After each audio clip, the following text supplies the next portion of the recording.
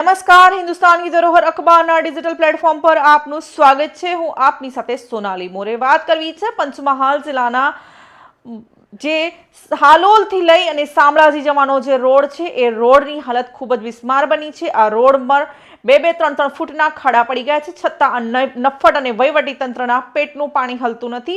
આ ખુલ્લી આંખે આ લોકો ધૃતરાષ્ટ્રની જેમ પાટા બાંધીને પડી રહ્યા હોય તેમ બેસી રહ્યા છે।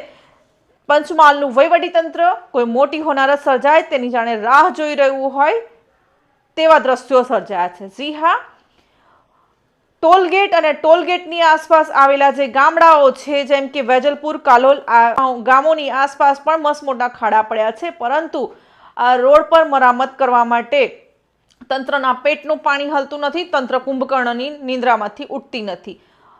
જ્યારે 108માં કોઈક દર્દી યા તો પ્રસૂતા જેવી વ્યક્તિઓને ત્યાંથી પસાર થવું પડે તો તે લોકોને વધારે તકલીફનો સામનો કરવો પડે છે। આ રોડ પર ખાડા પડ્યા કે આ ખાડાઓમાં જ રોડ બનાવવામાં આવ્યો એ ખબર પડતી નથી।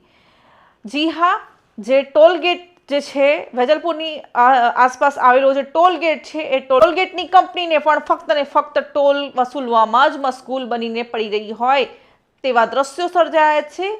સ્થાનિક લોકોમાં આ સળગતા સવાલ છે કે આ કંપનીઓ ફક્ત ને ફક્ત સરકારની કંપનીઓ છે ને આ લોકોને ફક્ત ટોલગેટના રૂપિયા ઉઘરાવવામાં જ ઇન્ટરેસ્ટ છે, પ્રજાની જાન જોખમમાં મુકાય છે તેમાં તેઓ કોઈ ઇન્ટરેસ્ટ ધરાવતા નથી।